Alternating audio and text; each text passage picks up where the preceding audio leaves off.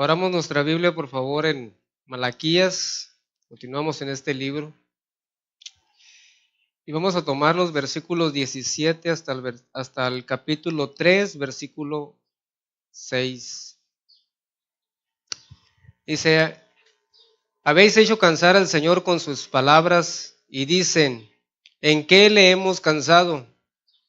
En que dicen cualquiera que hace mal agrada a Dios y en los tales se complace, o si no, ¿dónde está el Dios de justicia? He aquí yo envío mi mensajero, el cual preparará el camino delante de mí, y vendrá súbitamente a su templo el Señor, a quien ustedes buscan, y el ángel del pacto a quien desean ustedes. He aquí que viene, ha dicho el Señor de los ejércitos. ¿Y quién podrá soportar el tiempo de su venida? ¿O quién podrá estar en pie cuando Él se manifieste? Porque Él es como fuego purificador y como jabón de lavadores, y se sentará para afinar y limpiar la plata, porque limpiará a los hijos de Leví, los afinará como a oro y como a plata, y traerán al Señor ofrenda en justicia. Y será grata al Señor la ofrenda de Judá y de Jerusalén, como en los días pasados y como en los años antiguos. Y vendré a ustedes para juicio, y seré pronto testigo contra los hechiceros y adúlteros, contra los que juran mentira, y los que defraudan en su salario, y al jornalero, a la viuda y al huérfano, y los que hacen injusticia al extranjero, no teniendo temor de mí, dice el Señor de los ejércitos, porque yo, el Señor, no cambio. Por esto, hijos de Jacob, no han sido consumidos. Padre, te damos gracias en esta mañana. Te hemos adorado con todo nuestro corazón, Señor. Hemos disfrutado, Señor, de este bello amanecer. Pero queremos, Señor, que una vez más sigas hablando a nuestros corazones, Señor. Sabemos que tu palabra es perfecta, sabemos que tu palabra es completa.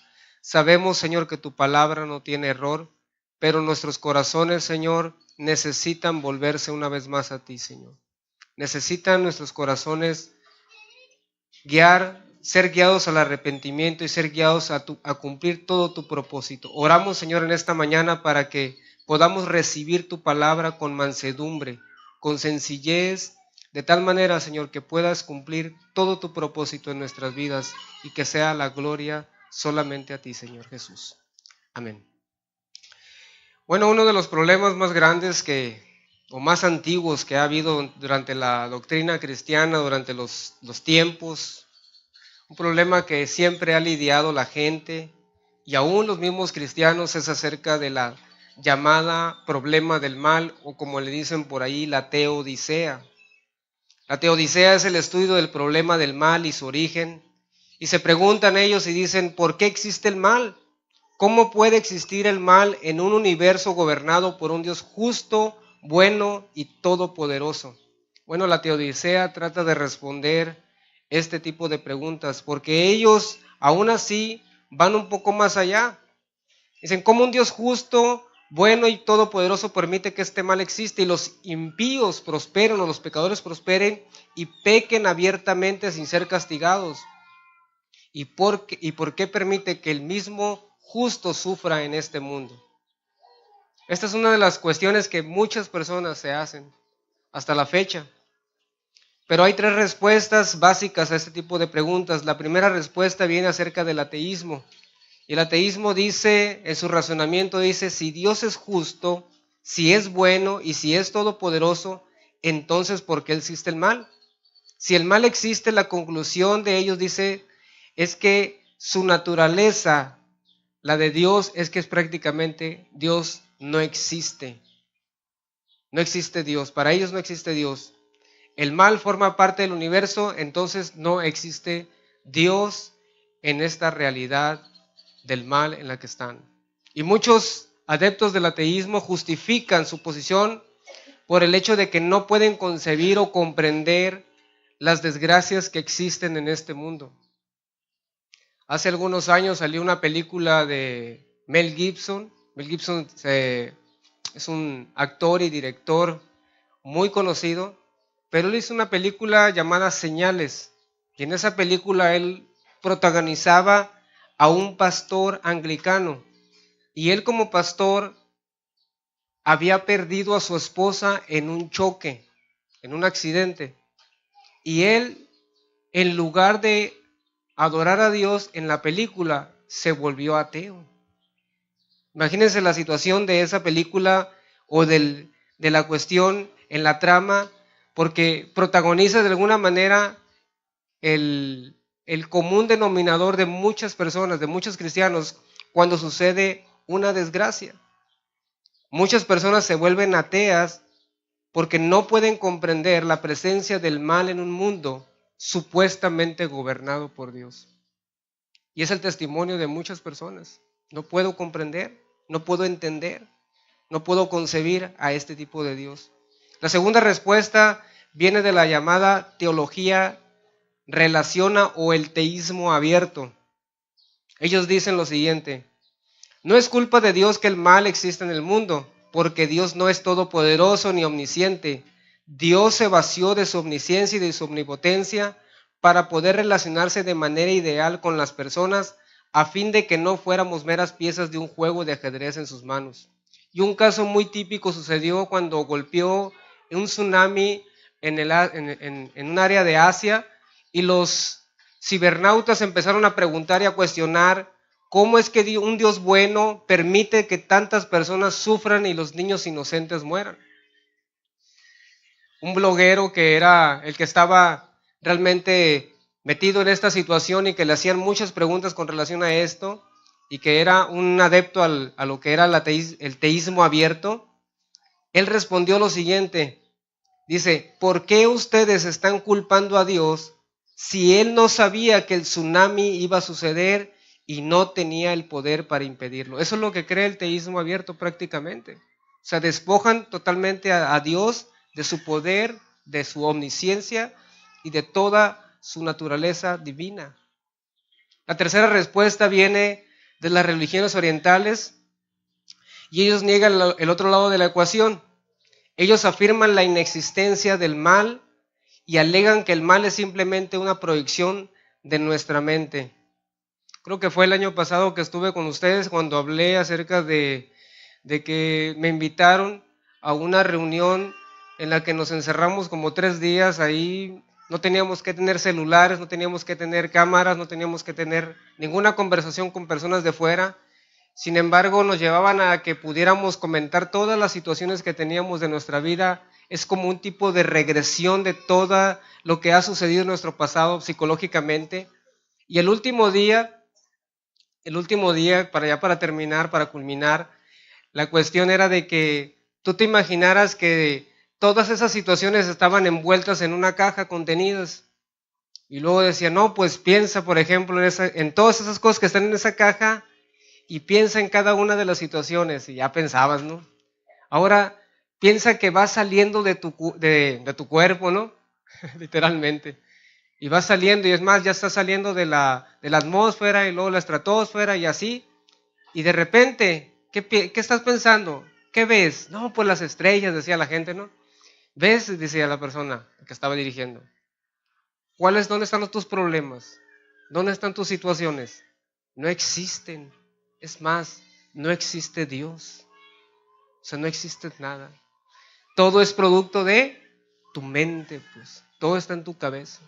Y eso es lo que prácticamente se llama, de la común llamada meditación trascendental, que llegas a un punto en que realmente lo estás resolviendo solamente en una proyección de acuerdo a tu mente. Y muchísima gente está metida en ese tipo de situaciones, porque no quieren resolver las cosas desde el punto de vista de parte de Dios. Ahora, el cristianismo bíblico, ¿cómo resuelve este problema? Porque nosotros tenemos los dos lados de la ecuación. Creemos que Dios es todopoderoso y bueno, y creemos también que el mal existe en el universo. No podemos negar que Dios existe y que sea bueno y justo, pero tampoco no podemos negar que la maldad existe y que es una realidad, y que hay mucha injusticia de parte de muchas personas. Por eso es que los tiempos de Malaquías son los tiempos nuestros también, en que muchas personas se preguntan: ¿por qué Dios no está actuando. Y eso repercute en la manera del servicio en el que estaban dando ellos. Porque ellos decían, bueno, ¿de qué me sirve estar sirviendo a Dios? Si de todas maneras me está sucediendo lo mismo que al cuate que no, ni siquiera te busca, ni siquiera lee la Biblia, ni siquiera está en la congregación, ¿verdad? Ellos estaban realmente con un corazón realmente ofendido o enardecido hacia Dios. Yo recuerdo mi esposa, y a veces no hablo mucho acerca de la cuestión familiar de nosotros, pero solamente lo hablo en ocasiones en que se necesitan, porque a veces hacemos una doctrina de lo que nos ha pasado en nuestra vida, y no debe de ser así. Pero yo recuerdo que cuando pasó el fallecimiento de mi esposa, las personas que más cuestionaron la bondad de Dios fueron personas cristianas, no fueron personas no cristianas. Fueron personas que llegaron enojadas y me dijeron, ¿por qué te pasa esto a ti? ¿Verdad? ¿Dónde estaba Dios? Pues, ¿verdad? Tienes un hijo de 2 años. O sea, ¿qué Dios no vio eso? ¿Qué? Llegaban los psicólogos, llegaban las personas de la Secretaría de Salubridad del Estado, estuvieron conmigo, platicaron. Llegó un momento que estaba con una psicóloga y me decía, ¿a qué le atribuyes tú? Me dice, que te haya pasado esto. Y luego me dice, ¿le atribuyes a las vacunas? ¿O le atribuyes una cuestión genética de tus familiares? Y le digo, pues si me pongo a pensar en esas dos, me voy a amargar, me voy a frustrar. Mejor voy por la tercera opción. ¿Y cuál es esa? Me dice. Pues la soberanía de Dios. A ver, ¿cuál es? A ver, explícame esa, me dice, ¿no? Y fue una oportunidad para poderle hablar en ese momento a ella, pues porque no comprende la gente lo que está pasando. No lo entiendo ni yo. Pero Dios, ¿qué dice en Isaías? Yo te llamé para que primero me creas, o sea, para que me conozcas, perdón, luego me creas y luego me entiendas. Pero queremos nosotros hacerlo al revés, pues. Primero queremos entender y empezamos a interpretar las cosas y de acuerdo a nuestra interpretación es donde sucede la frustración. Esto le pasó mucho a una persona en el Salmo 73. Dice que estaba viendo la prosperidad de los impíos. ¿Cómo prosperaban? Estaban mucho mejor que él. A él le habían dicho que, ¿sabes qué? Si buscaba a Dios estaba la provisión con él, que iba a estar la bendición con él. Y sin embargo, ¿qué pasó? Que él no estaba viendo prosperidad, que él no estaba viendo la bendición en su vida. Estaba viendo la bendición, entre comillas, y la prosperidad en aquellos que no conocen a Dios. Algo sucedió en el corazón de ese hombre. Dice la Escritura que él se amargó, que él se enardeció.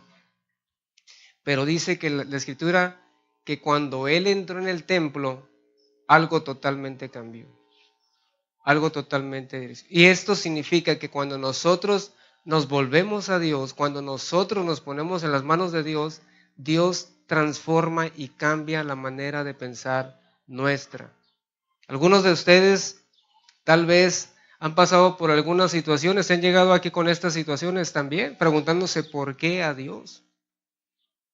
A mí me decían, pero ¿por qué, Aarón? ¿Por qué esto? Y yo les decía, es que esa pregunta está equivocada. Pues. La pregunta es, ¿para qué, Señor?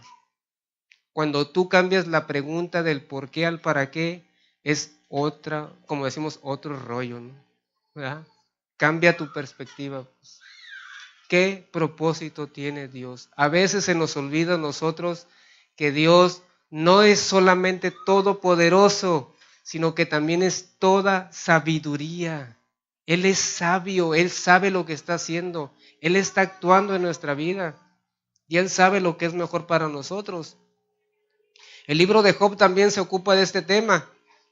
El libro de Job habla de un hombre que era un hombre íntegro, apartado del mal, totalmente un hombre que Dios lo recomendaba a Job.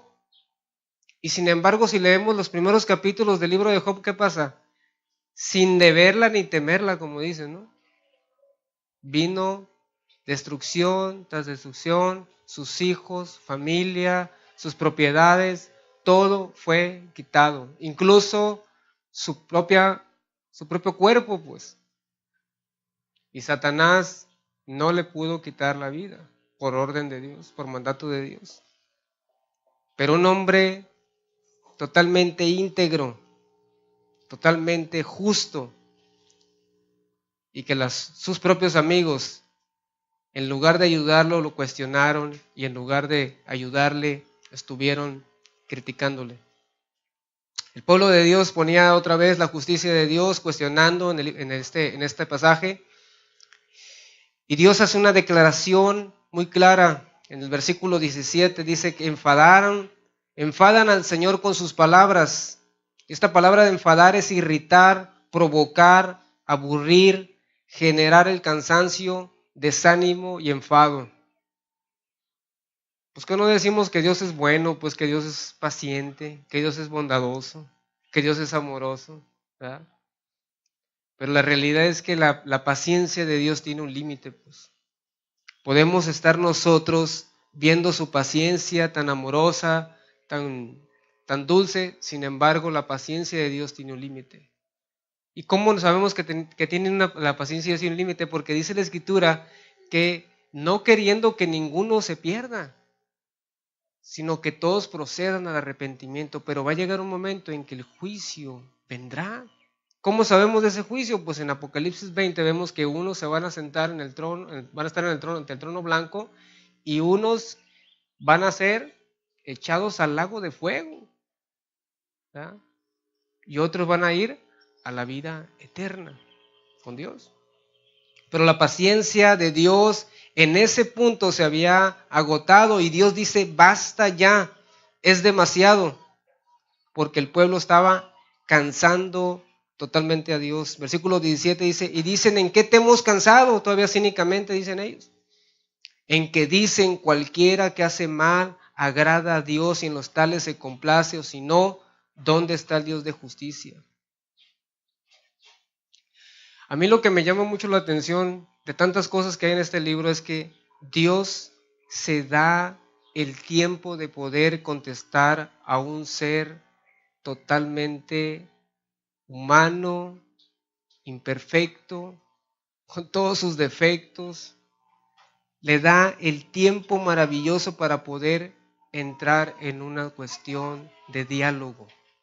Humanamente, terrenalmente, si tú hablas con tu papá y le dices, papá, quiero salir, tu papá te dice, no. Si es un papá recto, ¿no? Te va a decir, no vas.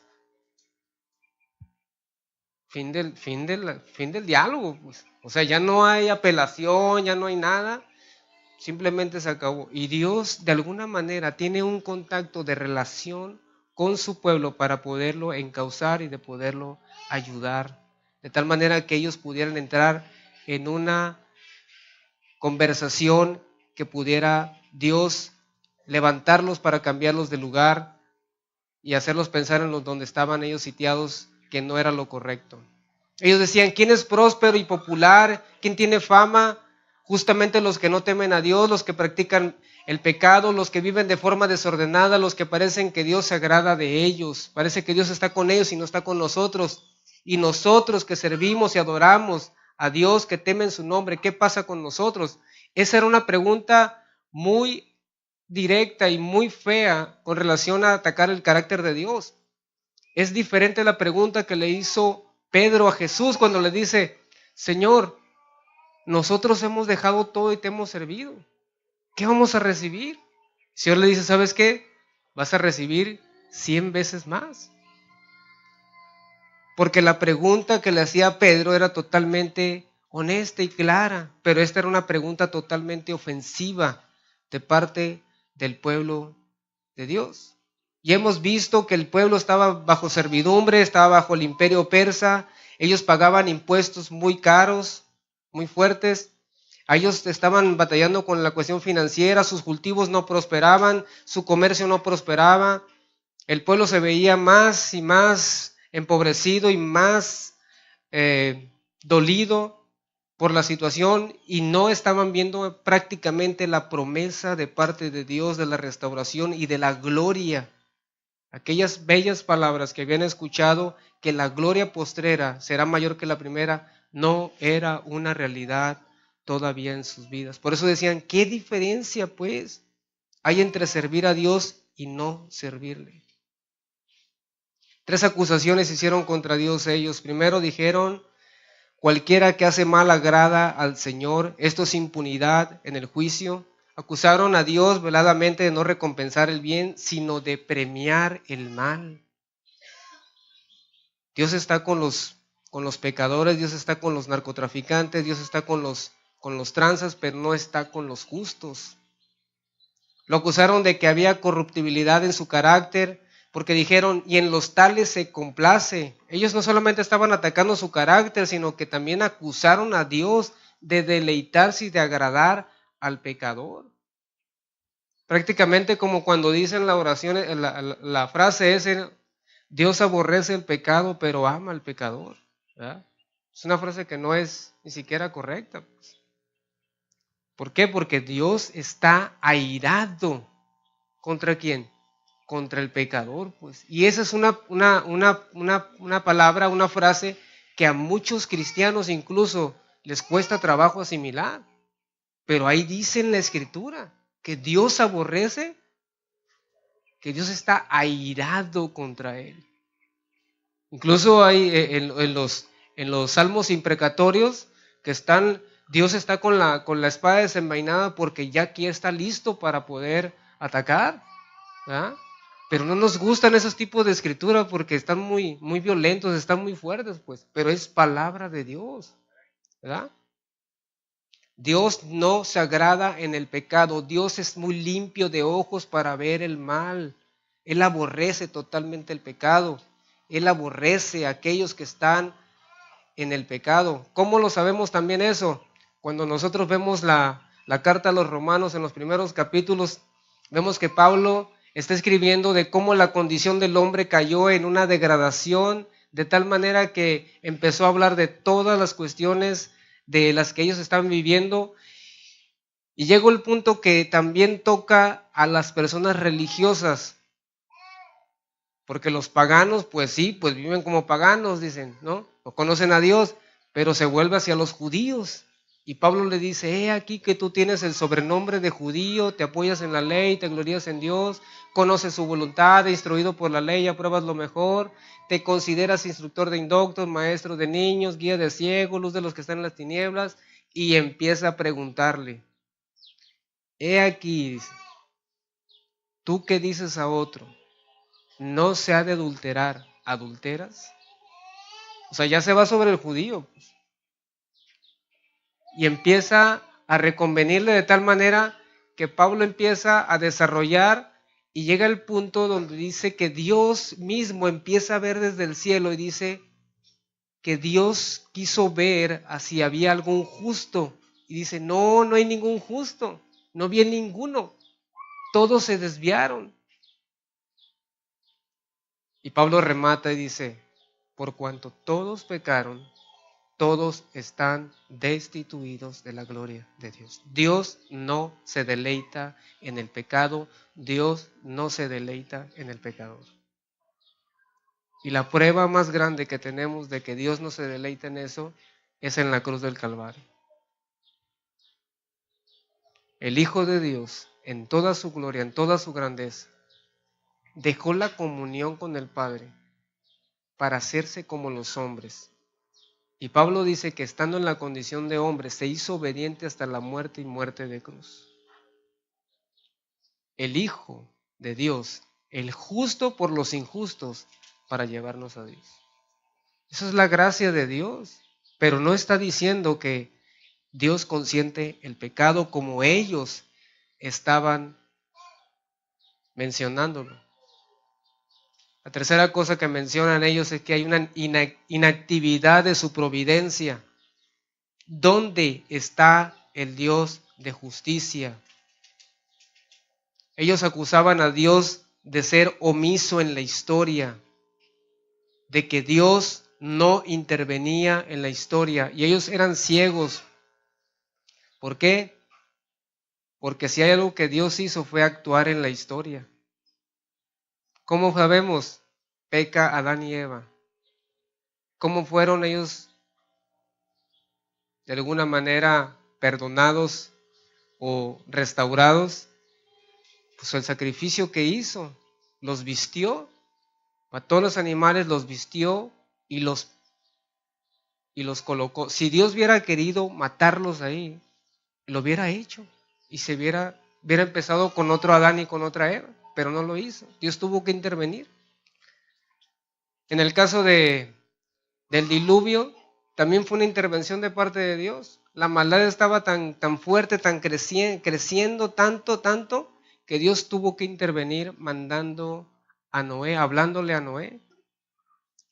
Y a Noé estuvo predicando 120 años, clavando, trazando, cortando, hablando. Dice la Escritura que era pregonero de justicia.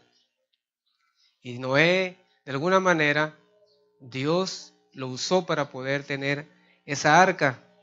Vino el diluvio y viene la destrucción para aquellas personas, excepto la familia de Noé. Vemos en el caso de Sodoma y Gomorra, la maldad estaba tan fuerte, tan dura en esa ciudad, que Dios utiliza a los ángeles para poder sacar a Lot y a su familia.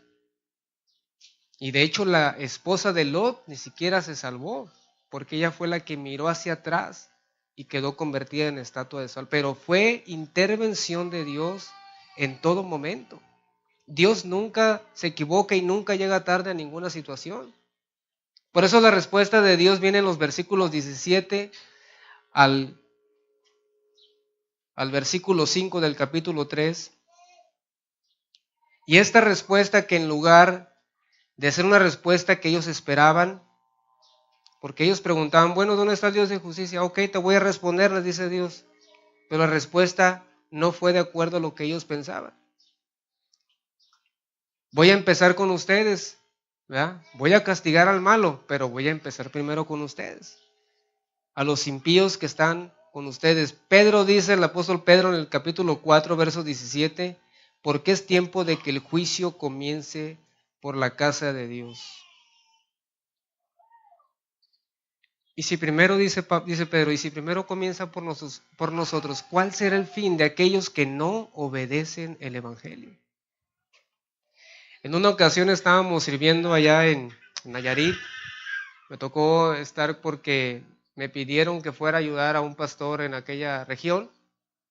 Y estando en ese lugar, llega un matrimonio joven. Ya tenían un hijo adolescente y el hijo lo habían corrido de la escuela. Y llega este matrimonio enojado, frustrados, y ya sabrás con todos los hados de los adolescentes, y empiezan a decirle al pastor, pastor, mire, es que nuestro hijo lo corrieron de la escuela, es un flojo, no hace nada, y etcétera, etcétera, empezó a decir. Queremos que hable con el muchacho, puede ir a la casa. Y dice, no, pues sí, con miedo, ¿no? Sí. Entonces me dijo el pastor, ve tú, me dice, porque como yo soy de aquí, ya me conocen, me dice, y ya saben lo que voy a comentar con ellos, pero yo voy a ir contigo, pero tú vas a hablar, me dice. Ok, pues yo estaba a lo que él me dijera, pues yo estaba para servir. Y ahí vamos, ¿no? Y llegamos a la casa de ellos y resulta que los papás estaban esperándonos, pero estaba el señor con un cinto en la mano y el muchacho estaba en una silla y empezó otra vez a decir el papá, no, pues es que este muchacho así no hace las cosas bien, ya le hemos hablado con él, no quiere, ¿verdad? Y le dice el pastor, Aarón va a hablar con ustedes. Ok, entonces le digo al muchacho, ¿puede salir por favor al patio? Sí. Y empecé a hablar con los papás. Y yo, pues soy claro, ¿no? Pues para eso Dios me llamó. Y les empecé a decir que el problema era ellos. El problema estaba en ellos. Sí es cierto en el hijo, pero el problema principal estaba en los papás. Este hombre se para Y me dice, en mi vida me habían hablado de esa manera y mucho menos en mi casa. Entonces dije yo, pues para eso Dios me trajo aquí. Tengo muchas ganas de golpearte, me dijo. Pues ¿por qué no lo haces? Porque sé que tienes la razón. Ay, me volvió el alma al cuerpo, ¿no? Gracias a Dios que no fue otra cosa, ¿no? Pero en esta cuestión que estamos viendo del pasaje, tratemos de imaginar la manera en que el pueblo reaccionó a la palabra de Dios en ese momento. Ok, tú estás diciendo que no soy justo, ¿dónde está el Dios de justicia? Y tú quieres que yo los castigue, pero voy a empezar contigo. Tú eres el problema principal, ¿sí? Tú eres el problema principal. Y a veces no queremos eso, hermanos. Queremos que castiguen al otro, pero no que empiecen con nosotros. Queremos que Dios trate con aquellos, pero no con nosotros. Y Dios quiere tratar primero con su pueblo. Eso es lo principal que maneja Dios en este pasaje. Por eso es algo muy difícil de escuchar para ellos. Y esta respuesta le viene en parte por profecía. Ya hemos dicho que el profeta no se enfocaba en hablar a cuestión futura, sino que hablaba con relación a exhortar, a animar, en llamar al pueblo, en consolar al pueblo para que pudiera caminar en la dirección que Dios quería que fueran. La primera parte de la profecía es sobre el anuncio del mensajero. En el versículo 1 dice que enviará ese mensajero. Si nosotros leemos el Nuevo Testamento, nosotros vamos a ver que cuando los discípulos de Juan fueron a preguntar a Jesús si era realmente el Mesías o habrían de esperar otro, y Jesús les contesta, ¿verdad? Y los discípulos de Juan pues se van pues todavía confundidos, pero él sale a la multitud y le empieza a decir, ¿qué salieron ustedes a ver al desierto? ¿Una caña sacudida por el viento? ¿O qué salieron a ver? A un hombre vestido con vestiduras delicadas. Y les dice, los que visten vestiduras delicadas en la casa de los reyes están. ¿Pero qué salieron a ver? A un profeta. Y les dice, y más que profeta, porque este es de quien está escrito, he aquí envío mi mensajero delante de tu faz, el cual preparará el camino delante de mí. El Mesías siendo encaminado o abriéndole el camino era el Juan Bautista, ¿verdad? Y de hecho Marcos lo describe como una voz que clama en el desierto. Y estaba este hombre hablando a un pueblo que era rebelde, que era duro, que estaba preparando el camino de parte de Dios para que la gente pudiera venir a él. Esto habla de un heraldo. Cuando un rey se dirigía a una ciudad, él enviaba un mensajero delante de él y venía con una delegación para quitar las dificultades del camino del rey y para que éste pudiera llegar con tranquilidad. Juan Bautista llegaba y le decía a la gente, arrepiéntanse porque el reino de los cielos se ha acercado. No es un mensaje popular. La mujer que tú tienes no es tu mujer, es la mujer de tu hermano. O sea, eres un adúltero, le decían la cuestión política. Y yo he estado en reuniones políticas ahora que me acuerdo, cristianos. Y yo no he escuchado, no sé, si sea cuestión de protocolo, ¿no? Pero yo no he escuchado que un pastor o un hombre le diga a un político, hermano, o oiga, usted es un ratero, o usted es un sinvergüenza, o usted es un adúltero, necesita volverse a Dios. ¿Sabe qué me ha tocado? Abrazos, fotos, ¿verdad? Vivas y hurras, ¿verdad? Pero el evangelio hace falta en ese lugar. Juan Bautista no se guardaba nada,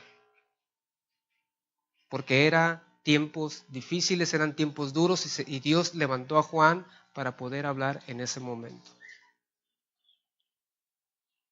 En esa reunión le platicaba yo a Gerson que la persona que estaba liderando esa cuestión política hablaba del presidente que tenemos hoy en día. Si yo estuviera en Cuba, a lo mejor vienen y me apresan ahorita, pero hablaba del presidente de unas maravillas y se incluso llegó a decir que ese presidente era mucho más cristiano que muchos pastores. Bueno, lo que quiero decir es que no hay una predicación o no hay una valentía para poder hablar las cosas como deben de ser en nuestros días. Y Dios está diciendo aquí que este hombre se levantaba para preparar el camino, para preparar la vereda de Dios con el arrepentimiento, que la gente se volviera a Cristo. Arrepiéntete de tus pecados, porque el rey ya está poniendo el hacha sobre la raíz, porque el rey ya está agarrando, va a hacer la separación, está aventando el trigo para guardarlo en el granero. O sea, estaba trayendo juicio prácticamente. A veces pensamos con esta cuestión del juicio que el juicio vendrá cuando ya estemos allá en su presencia. Y nos encantan los versículos de Juan del capítulo 3, donde dice, pues, de tal manera amó Dios al mundo y ha dado su Hijo unigénito para que todo aquel que en él cree no se pierda, mas tenga vida eterna. Pero no leen lo demás, pues. El que no cree ya ha sido condenado. O sea, hay condenación si usted y yo no creemos en Cristo ahorita. Allá lo que va a suceder, si usted muere sin Cristo, allá va a ser nomás ratificar lo que sucedió aquí, simplemente. A ver, estás aquí en el libro de la vida, ¿no? No estás, vas para abajo, vas para el lago de fuego, condenación eterna, porque no te arrepentiste de tus pecados. Pero ese es el aviso de parte de Dios, la primera parte, que Dios enviaría a ese mensajero, y la segunda parte es que este aviso de la llegada del mensajero vendría el Señor mismo. Malaquías 3, 1 al 3 dice, y vendrá súbitamente a su templo el Señor, a quien ustedes buscan, y el ángel del pacto a quien desean ustedes. He aquí viene, ha dicho el Señor de los ejércitos. ¿Y quién podrá soportar el tiempo de su venida? ¿O quién podrá estar en pie cuando Él se manifieste? Porque Él es como fuego purificador y como jabón de lavadores, y se sentará para afinar y limpiar la plata, porque limpiará a los hijos de Leví. Los afinará como a oro y como a plata, y traerán al Señor la ofrenda en la justicia. Ahora Dios dice que vendrá. Y una de las cuestiones más maravillosas, aunque el libro para algunos puedan pensar que el lenguaje es fuerte, no tenemos que perder de vista que el hilo conductor en todo este libro es el amor de Dios. Qué momento tan maravilloso para el pueblo de Dios es que Dios tenga que intervenir en nuestra vida. Dios tuvo que intervenir en su vida. Dios tuvo que intervenir en mi vida. Si Dios no hubiera intervenido en mi vida y me hubiera salvado, ¿dónde estaría? ¿Dónde estarías tú? Y lo ves en las Escrituras, si Dios no interviene en los momentos en que el pueblo estaba cautivo, el pueblo hubiera sido destruido. Si el pueblo de Dios hubiera seguido en esclavitud, en Éxodo, en Egipto, hubiera sido destruido por mano de Faraón. Si el pueblo de Dios hubiera permanecido en eso, el diablo se hubiera glorificado o se hubiera vanagloriado.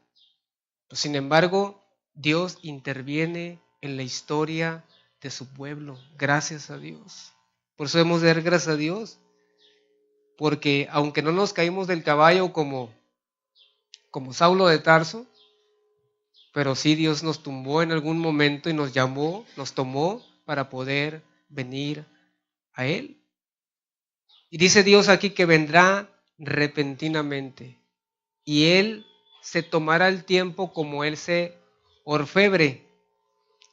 Este orfebre es una profesión muy antigua y Él tomaba el bloque de oro que venía en estado bruto y tal como era extraído de la excavación, Él ponía fuego y lo ponía el metal de tal manera que allí lo purificaba y lo refinaba, separando las impurezas del metal.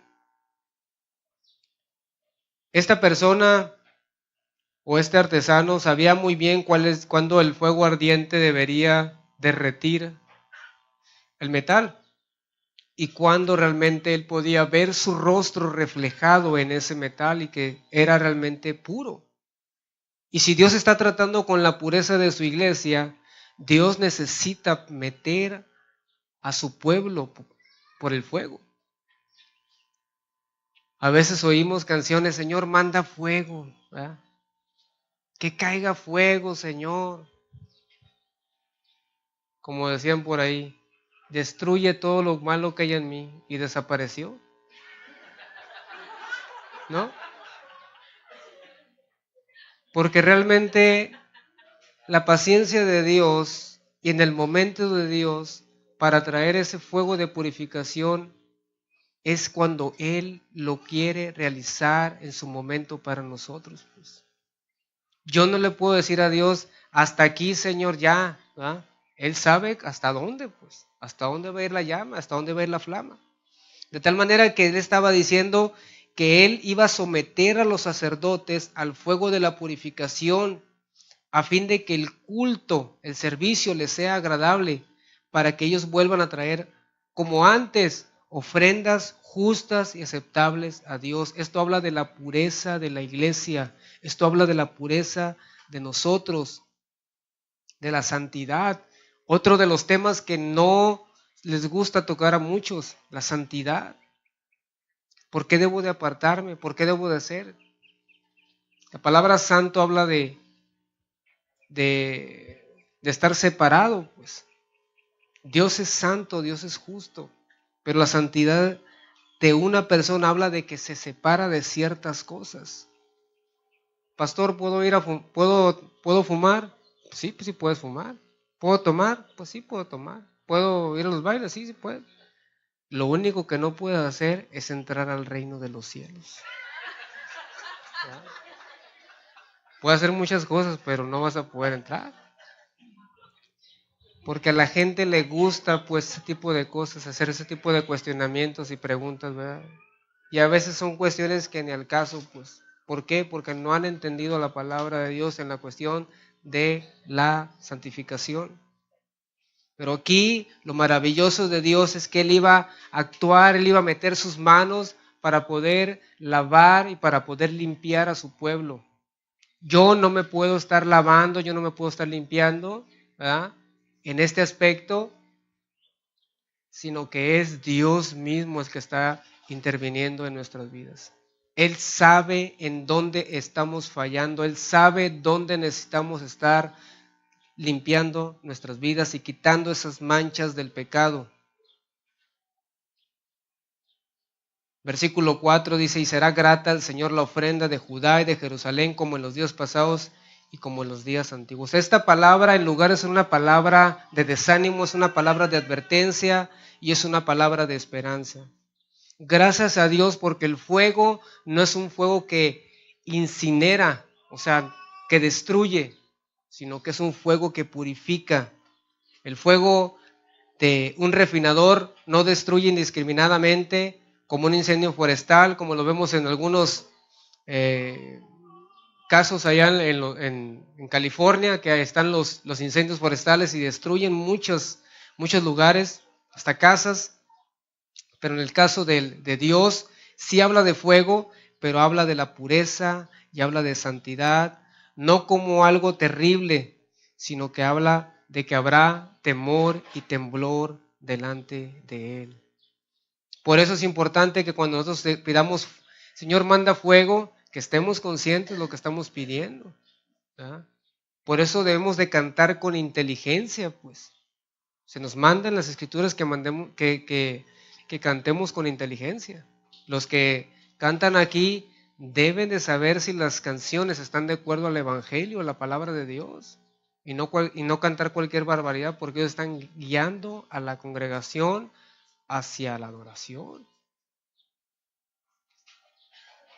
De hecho, los salmistas, los historiadores dicen que los salmistas antes los instrumentos eran solamente una introducción para el canto congregacional, ¿verdad?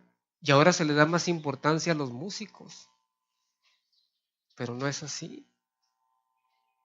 Pero en fin, creemos que Dios, el fuego que trae es un fuego que refina, y eso nos da esperanza porque Dios está purificando, trabajando en nuestras vidas. Nosotros no vamos a hacer nada por cambiar por nosotros mismos a menos que Dios actúe en nosotros. Este pueblo de Malaquías estaba una y otra vez cayendo en el conformismo, en el ritual, y a menos que Dios interviniera, iba a ser un cambio glorioso para ellos. Gente que a veces he visitado en la prisión y me dicen, a menos que pase algo, ¿verdad? Tenía que pasar algo como esto para que pudiera yo tranquilizarme, porque realmente no podía. Y a veces Dios tiene que pararte a ti y pararme a mí para decir, ¿sabes qué? Yo te voy a mostrar algo y mi gloria a través de esto. Por eso es que necesitamos refinados, porque estamos todavía en el proceso de la santificación. Fuimos justificados por la gracia de Dios, tenemos su salvación, pero en toda esta vida estamos en un proceso de la santificación. ¿Y cuándo va a terminar ese proceso? Hasta que Cristo venga o hasta que me muera, ¿verdad? Pero mientras estemos aquí, estamos en ese proceso de la santificación. Dios actuando, Dios haciendo la obra en nosotros y con nosotros por su gracia, porque somos impuros por naturaleza, aún no estamos perfeccionados, aún no tenemos la madurez adecuada, aún no tenemos nuestro entendimiento completo de la gracia, y allá, cuando estemos en la gloria, entonces seremos como Él, semejante a Él, porque lo veremos tal y como Él es. Una de las bienaventuranzas de Mateo capítulo 5 dice, dichosos los de corazón puro, porque ellos verán a Dios. Hay gente que dice, yo quiero ver a Dios, pero su corazón está terrible. Dios no va a agradar de eso. Y si Dios está en el proceso de ayudarnos, en el proceso de la santificación, va a hacer todo lo necesario para que podamos tener un corazón que le agrade y sea puro solamente para Él. ¿Cómo es la vida en el fuego de ese refinador? ¿Cómo nos mantenemos nosotros? Es una vida de confianza en Dios. No podemos tener otra cosa más que en ese momento, cuando estemos pasando la aflicción, el dolor y todas las situaciones que estemos pasando, es confiar en que Dios tiene todo bajo el control. ¿Cómo lo sabemos? Por el versículo 6 dice, porque yo, el Señor, no cambio. Por esto, hijos de Jacob no han sido consumidos. Y gracias a Dios, porque esa es una cuestión muy importante para nosotros, este fuego de la aflicción. Y hay dos cosas que podemos ver aquí. Primero, la pureza viene a forma de refinación. Y esto lo vemos en la carta del apóstol Pedro, en primera de Pedro 1, 6 y 7, donde la iglesia estaba pasando por situaciones de persecución. Y Pedro les escribe, les dice, en lo cual ustedes se alegran, aunque ahora por un poco de tiempo, si es necesario, tengan que ser afligidos en diversas pruebas, para que sometida a prueba vuestra fe, mucho más preciosa que el oro, el cual aunque perecedero se aprueba con fuego, sea hallada en alabanza, gloria y honra cuando sea manifestado Jesucristo. O sea, estaban sufriendo las personas no cristianas y estaban sufriendo las personas cristianas. Pero las únicas personas que estaban recibiendo consuelo, dirección y esperanza es el pueblo de Dios. Usted y yo en esta mañana debemos de recibir consuelo y esperanza al saber que las manos de Dios están actuando y está refinando con su fuego nuestra vida para poderle agradar a Él. No hay otra manera, pues. Porque tú puedes tener muchas preguntas y decir, ¿por qué a mí, Señor? ¿O por qué esto y por qué el otro? Cuando alguien me dice, ¿pero por qué a mí? Y yo les digo, ¿pero por qué no? ¿No? ¿Por qué no te va a pasar? Estamos en un mundo caído. Estamos con el pecado todo lo que da. Estamos con todas las situaciones, pero Dios está sometiendo a prueba tu fe. Que a la primera de cambio, cualquier persona que dice que es cristiana y a la primera pruebita que viene, ¿qué pasa? Se aparta, se va, porque no está recibiendo realmente su fe, no era la adecuada, no era genuina, no era correcta. No era oro, pues, era heno, jarasca, ¿verdad? Pero no era el metal precioso, pues, y Dios está buscando el metal precioso de su pueblo. ¿Con qué fin dice aquí? Ser hallada en alabanza. Si tú en el sufrimiento no expresas alabanza a Dios, no le das la honra a Dios y no le glorificas a Dios, es probable que tú tienes que considerar si eres realmente cristiano. Me acuerdo que cuando pasó lo de mi esposa, se me quebró el celular, me cayó el celular, andaba nervioso, se me quebró el iPad y estaba en el seguro y me abrazaba la gente y luego empezaron a decir, oye, se te quebró el celular, se te quebró el iPad. Y le digo, se me quebró el corazón, pero no se me ha ido. Entonces, esas expresiones ahí, yo me acuerdo que yo llegaba a mi casa, por las noches le decía, Señor, gracias por todo, gracias por todo. Y había una alabanza en mi corazón. Nunca he cuestionado el amor de Dios, nunca he cuestionado la manera en que Él intervino en esta situación o la manera en que Él lo ha permitido. Pero a veces yo me quedo corto en ser un adorador, ¿verdad? Que Él está buscando, porque Él está buscando que yo lo alabe con todo mi ser, que le muestre gloria y que le dé honra para que Él sea manifestado en todo momento. La gente se dará cuenta si realmente somos de a de veras cuando hay gozo, cuando hay alabanza, cuando le damos honra y reconocimiento a nuestro Dios en medio de ese sufrimiento. Este pueblo de Malaquías no le estaba dando el reconocimiento a Dios. Santiago 1, versos 2 al 4 dice, hermanos míos, tengan por sumo gozo cuando se hallen en diversas pruebas, sabiendo que la prueba de tu fe produce paciencia, mas tenga la paciencia su obra completa, para que sean perfectos y cabales, sin que les falte cosa alguna. Yo no sé qué cosas tenga que pasar todavía. ¿Usted cree que yo no llegaba en la noche y decía, mi hijo, porque Aarón también tenía la H1, la H3 tenía Aarón, y decía, pues también puedo perder a Aarón, ¿no? O también puedo perder mi vida porque yo tengo también la H1. Entonces había una especie de lucha, de situaciones ahí en mi mente, en mi corazón, pero yo le decía, Señor, lo que tengamos que pasar, pero principalmente sálvanos a nosotros. Porque el cuerpo, nuestra vida, es un momento, pues, pero vamos a estar contigo por toda la eternidad. Entonces, yo no sé qué puedas tú tener de situaciones,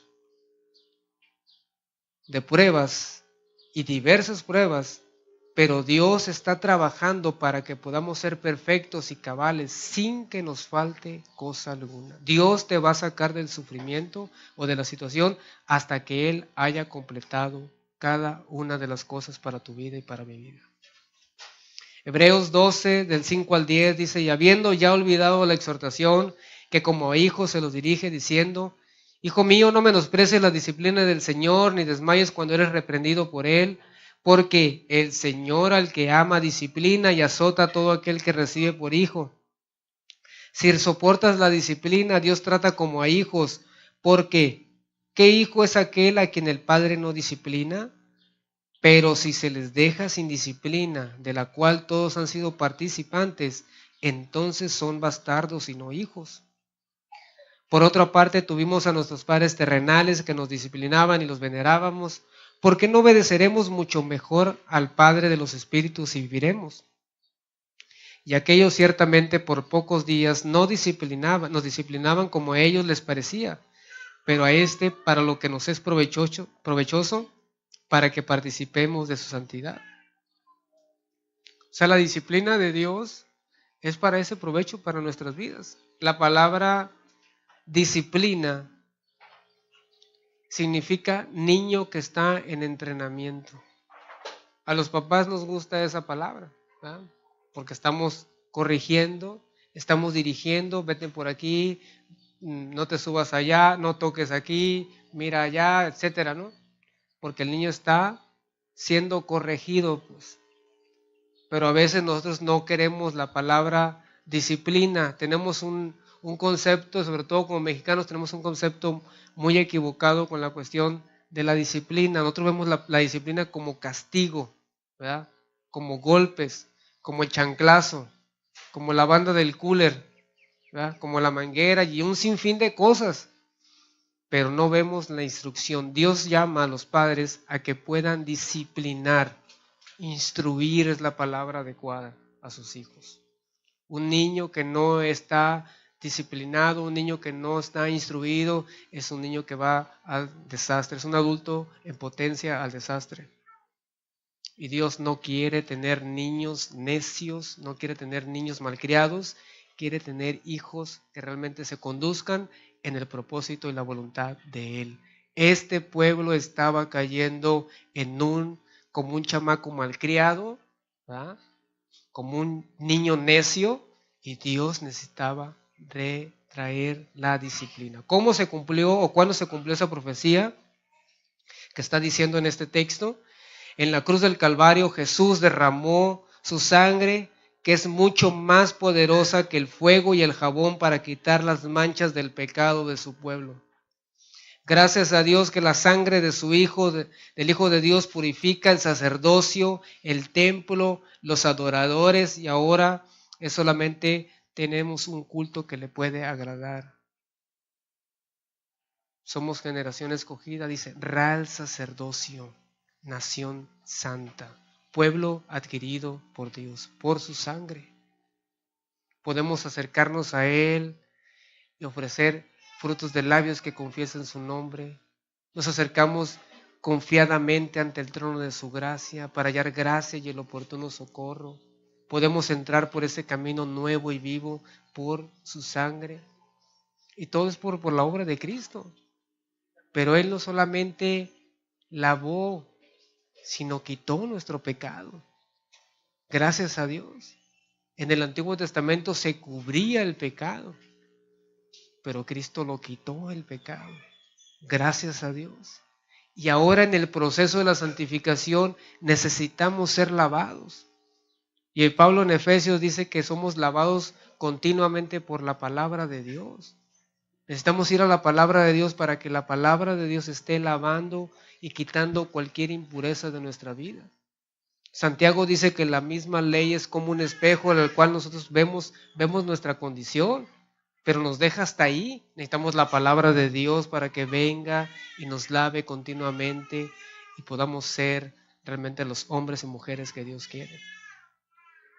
Entonces, Dios anuncia aquí por medio de Malaquías que un nuevo tiempo, una nueva era va a ser inaugurada y que las personas serían purificadas no más por el fuego, por el lavado de jabón, pues esas cosas no pueden quitar las manchas de nuestro corazón, sino la preciosa sangre de su Hijo. En una ocasión le preguntaron al pastor F.B. Meyer, le preguntaron: oiga, hermano, según su entendimiento, ¿cuál es la escritura o cuál es el versículo más difícil de toda la Biblia? Y el hermano se quedó pensando y dijo: donde dice la escritura que el Señor tendrá una iglesia pura, limpia, sin mancha y sin arruga. Porque si tú ves el estado de la iglesia en nuestros días, es para llorar, hermanos. No es para celebrar, es para llorar. Ministerios, pastores, hombres y mujeres que están diciendo que están sirviendo a Dios y están en una cuestión, en lo que estamos viendo aquí, de profanación, ofreciendo pan inmundo, no agradando a Dios. Pero el Señor tendrá a su iglesia. Él dijo: yo edificaré a mi iglesia. Él está metiendo las manos. No debemos de olvidar eso. Dios está metiendo sus manos en su novia, está preparándola, de tal manera que pueda hacer aquello que Dios ha convenido que sea. Entonces, ¿será que Dios se agrada de los impíos, de los que practican el mal? La respuesta es no, porque Él mismo vendrá para purificar a su pueblo de todo el mal, a fin de que esa comunidad tenga acceso a Él y pueda adorarle en espíritu y en verdad. Efesios 2:10 dice: porque somos hechura suya, creados en Cristo Jesús para buenas obras, las cuales Dios preparó de antemano para que anduviéramos en ellas. La tercera parte de la profecía viene el aviso sobre el testimonio que promoverá el juicio. En los versículos 5 dice que vendré a ustedes para juicio y seré pronto testigo contra los hechiceros y adúlteros, contra los que juran mentira, los que defraudan en su salario al jornalero, a la viuda y al huérfano, y a los que hacen injusticia al extranjero, no teniendo temor de mí, dice el Señor de los ejércitos. Los hechiceros han estado por siempre. Moisés se enfrentó a ellos, Saúl se involucró con una medium, Pedro confrontó la brujería de Simón el mago, y las personas que se envuelven en el ocultismo, que aunque está de moda, es envolverse con los demonios, ¿verdad? La hechicería siempre ha estado amenazando a la nación de Israel y siempre ha estado amenazando a la iglesia de Dios. Y a esos que estaban siendo amenazados, al mismo pueblo de Dios, Dios iba a tratar con esas personas. Segundo, iba a tratar con los adúlteros. Eso lo vimos el día de ayer, en el capítulo 2, versos 10 al 16, porque estaban teniendo relaciones o se estaban casando con mujeres que no eran parte del pueblo de Dios. Familias destrozadas producen iglesias débiles. Hay una idolatrización, o se han idolatrado el sexo, la pornografía, la inmoralidad. Está a todo lo que da en nuestra cultura occidental. De hecho, en España no se maneja la forma, y creo que en España no se maneja el formato de matrimonio homosexual. Para ellos es el patrimonio, ¿no? Porque no pueden utilizar la palabra madre, ¿verdad? De matriz. Pero es una cuestión que está en auge con la cuestión de la ideología de género, ¿no? Los que juran falsamente, también Dios iba a tratar con ellos. Los que defraudan al salario del jornalero, y los que oprimen a la viuda y al huérfano y tuercen el derecho al extranjero. Entonces, esta pregunta que hacen ellos: ¿dónde está el Dios de justicia? Yo vendré a hacer esta justicia hacia ellos. Y le damos muchas gracias a Dios porque este versículo no termina en el versículo 5, este capítulo, sino que está en el verso 6 y dice: yo, el Señor, no cambio. Yo voy a hacer estas cosas porque no cambio. Mi propósito que tengo yo, que dice en el pasado con las promesas, enviando mis profetas, yo lo voy a cumplir todavía aún. Dios nunca cambia en sus atributos o consejos.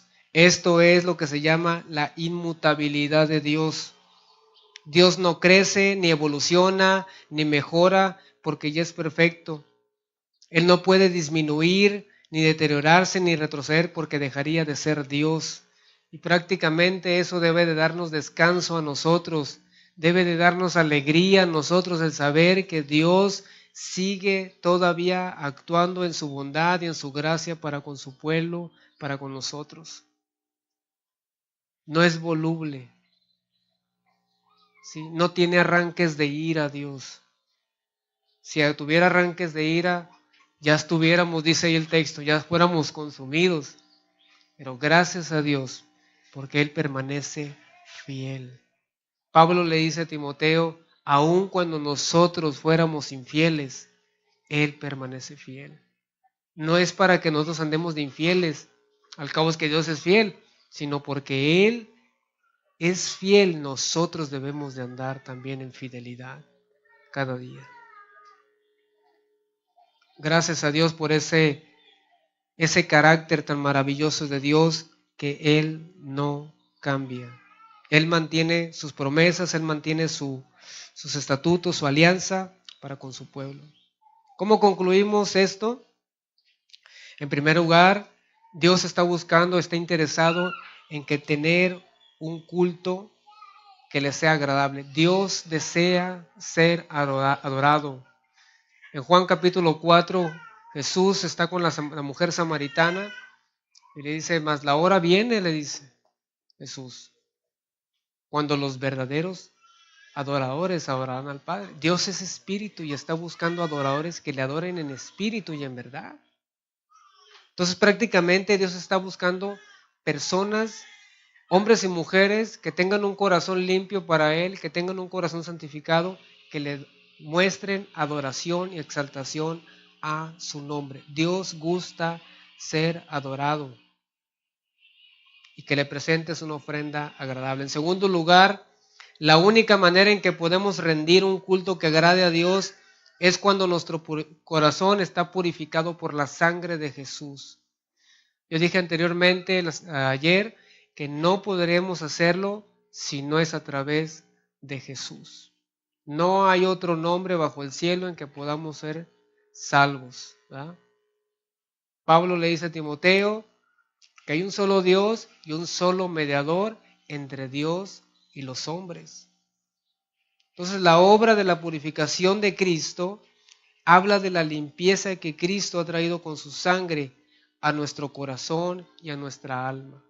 En todo el proceso de la santificación está la obra preciosa y maravillosa del Espíritu Santo en nuestra vida. Él es el orfebre, Él es el lavador y Él con su sangre nos está purificando. Dios no acepta el culto o el servicio de aquel que no ha sido regenerado.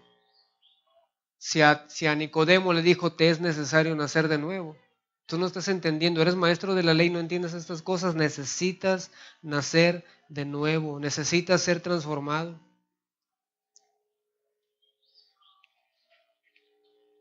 Este fue uno de los gritos de la Reforma. La Reforma decía que solamente por Cristo podías acercarte a Dios.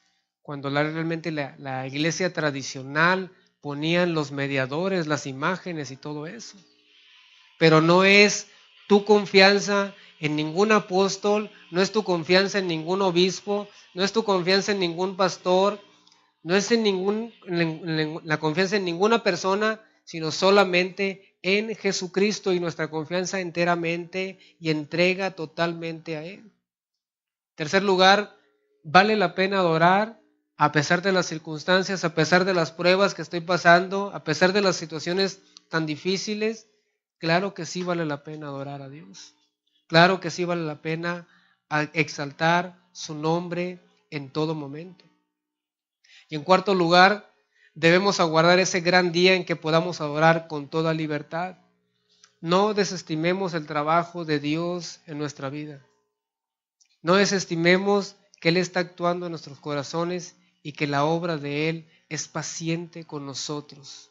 Quisiéramos nosotros que fuéramos automático y que ya saliéramos de la situación, pero Dios es paciente y sabe cuándo va a ser el momento adecuado para cada uno de nosotros.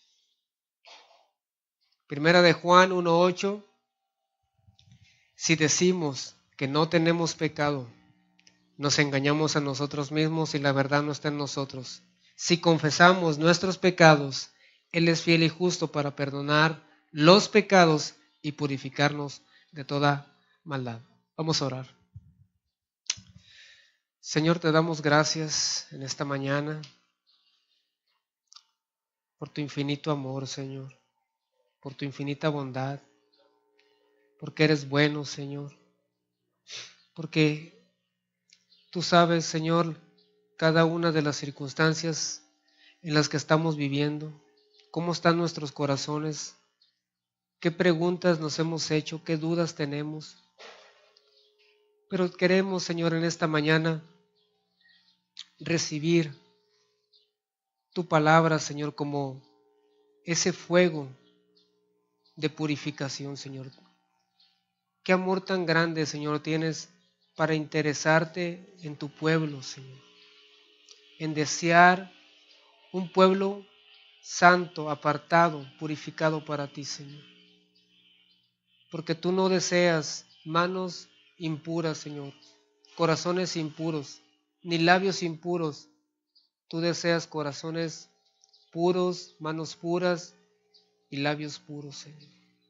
Ayúdanos, Señor, que en los momentos de prueba, en los momentos de aflicción, en el momento en que tú estás actuando para poder purificarnos, ayúdanos a no preguntar por qué, sino para qué, Señor. Ayúdanos a exaltarte y que de todo eso surja una alabanza, una gloria, una honra hacia tu precioso nombre, Señor.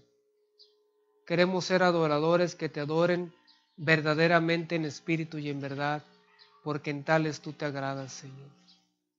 Gracias por la preciosa sangre de Jesús, porque ella nos ha purificado, nos ha limpiado, nos ha lavado, Señor, de nuestros pecados.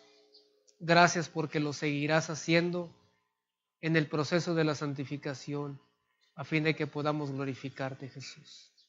Toda la gloria sea para ti, Jesús.